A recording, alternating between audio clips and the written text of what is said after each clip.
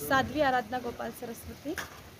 वर्तमान की जो स्थितियां हैं उसको देख कर के लगता है कि अभी गौ माता की रक्षा नहीं हो रही है, देश की रक्षा नहीं हो रही है। तो बस गौ माता की जागृति लाने के लिए देश के प्रति लोगों की भावना जगे और पुनः हमारे धर्म की रक्षा हो।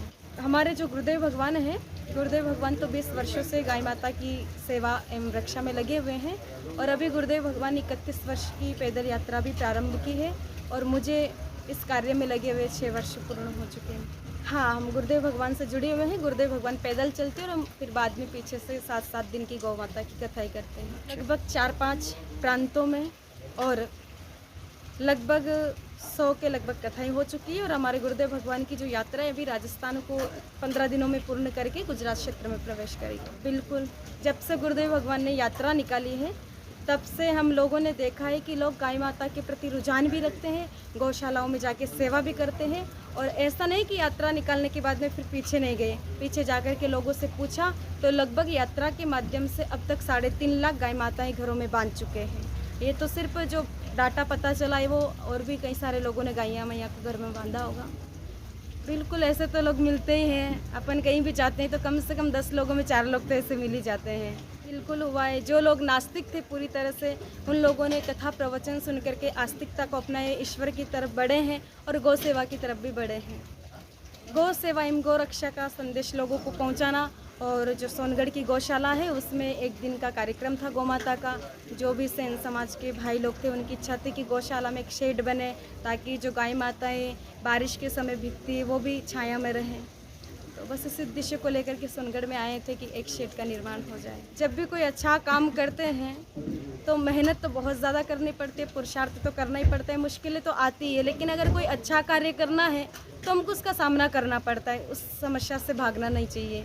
तो उसका सामना करते हुए बस आगे बढ़ते हैं। यही संदेश है कि जो आज की स्थितियाँ हैं वो बहुत ज़्यादा विकट है, क्योंकि लोग सिर्फ अपने तक ही सीमित रह चुके हैं।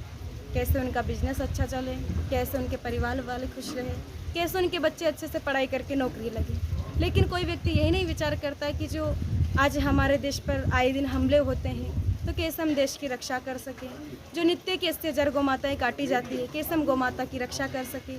आज जो लोग भारतीय संस्कृति को छोड़ करके पाश्चात्य संस्कृति को अपना रहे तो पुनः वो कैसे भारतीय संस्कृति को अपनाएं।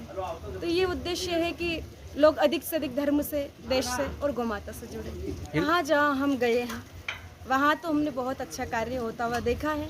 ऐसा नहीं कि सिर्फ सुन के विश्वास करते हैं, जा कर के देखते भी हैं। और जब देखा गया तो हकीकत बात तो ये है कि वो बहुत अच्छे से गौ माता की सेवा करते हैं। लेकिन कई सारे लोग होते हैं जो सामने कुछ और रहते हैं और पीछे कुछ और रहते हैं। तो ऐसे लोगों के बारे में अपन ज़्यादा कुछ नहीं कह सकते, क्योंकि जिस चीज़ के बारे में पता नहीं उसकी चीज़ के बारे में कहना सही भी नहीं है। ऐसे लोगों को यही संदेश है कि वो भी संभले और जो हमारा धर्म है उसकी विशेषता को जाने, धर्म के नाम पर पाखंड ना करके हकीकत समझ करके और धर्म की रक्षा करें, ताकि आने वाली जो पीढ़ी है वो भी उनसे प्रेरित होकर के हमारे धर्म की रक्षा करे, ना कि पाखंडी बन करके और धर्म का खंड खंड कर। देखिए, हमारे जो हिंदुस्तान है, अनादि काल से लोग हमारे हिंदुस्तान में देवी देवताओं को पूजते हैं। तो अगर हम हिंदू होकर के देवी देवताओं को मानते हैं तो हमारे जितने भी देवी देवता हुए उन्होंने भी गौ माता की रक्षा की है। तो अगर हम भगवान को प्रसन्न करना चाहते हैं तो हमको गौ माता को पहले प्रसन्न करना पड़ेगा। जब गाय माता प्रसन्न हो जाएगी तो अपने आप ही ईश्वर प्रसन्न हो जाएंगे। तो युवाओं से, जितने भी युवा भाई हैं, उनसे यही आशा रखूँगी मैं कि वो अधिक से अधिक गौ माता की रक्षा करें ताकि ईश्वर प्रसन्न हो और हम भी इस जीवन में आनंदपूर्वक अपना जीवन यापन करें। 6 साल पूर्व हमारे गुरुदेव भगवान की कथा हुई थी गांव में। तो बस गुरुदेव भगवान की कथा सुनी और उस कथा को सुन कर के लगा कि हमको भी देश के लिए कुछ अच्छा करना चाहिए। खाना पीना तो सब लोग करते हैं, शादी ब्याह तो सब लोग करते हैं, लेकिन इन सब से हट कर के कुछ देश के लिए, धर्म के लिए, गौ माता के लिए करना चाहिए। और यही सब सोच विचार करके मैंने अपना घर परिवार का त्याग करके गौ सेवा में